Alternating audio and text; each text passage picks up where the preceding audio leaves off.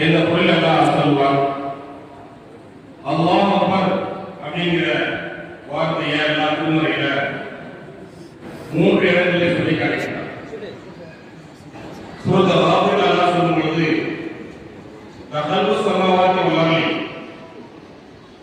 அக்பர் மின் ஹல்கின் நாஸ், மக்களை படைத்ததை விட வானங்களையும் பூமியையும் படைத்ததுதான் மிகப்பெரியது என்று அல்லாஹ் சொல்லி காட்டுகின்றார். இதுவரை இடத்தில் அல்லாஹ் சொல்லும் பொழுது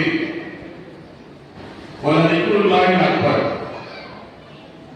அல்லாஹ்வை நினைப்பூர்ந்து வாழ்வதுதான் நன்மை ஆக பெரியது என்று அல்லாஹ் சொல்லி காட்டுகின்றார்.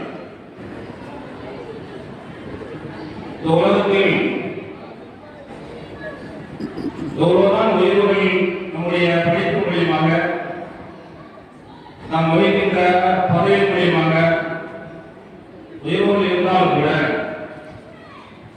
வல் ஆகிரத்து அக்பர் தர்ஜாத்தே,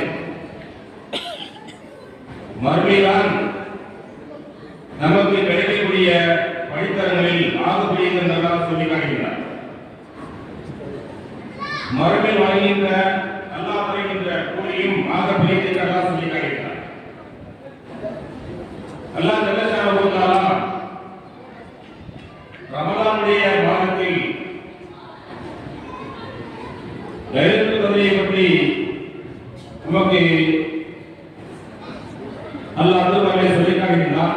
நபி அவர்கள் சொல்லுகின்றார்கள், லைலத்துல் கத்ர் இரவு அப்படிங்கிறது பிந்திய பத்தில ஒற்றைப்படையான இரவுகள்ல 21, 23, 25, 27, 29 ஆகிய இரவுகளில் தேடிக் கொள்ளுங்கள் என்று நபி அவர்கள் சொல்லி காட்டுகிறார். சாரதி மதம் ஒரு சட்டம் உண்டு. லைலத்துல் கத்ர் இரவு அன்று நீ தலாக்கு என்று சொல்லிட்டா ரமலான்ல தலாக் நிகழாது. அந்த தலாக் நிகழ்வுக்கு ஒரு சொல் காத்திருக்கணும்.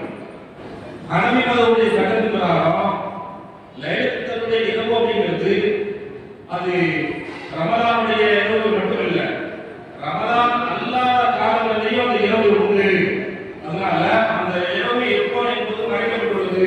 எனவே ஒருவரை லைலத்துல் கத்ர் இரவு தலாக் என்று மனைவி பார்த்து சொல்லிவிட்டால் 1 வருடம் கழித்தால்தான் அந்த தலாக் நிகழும் என்று ஹனபி மதத்தில் ஒரு சட்டம் உண்டு.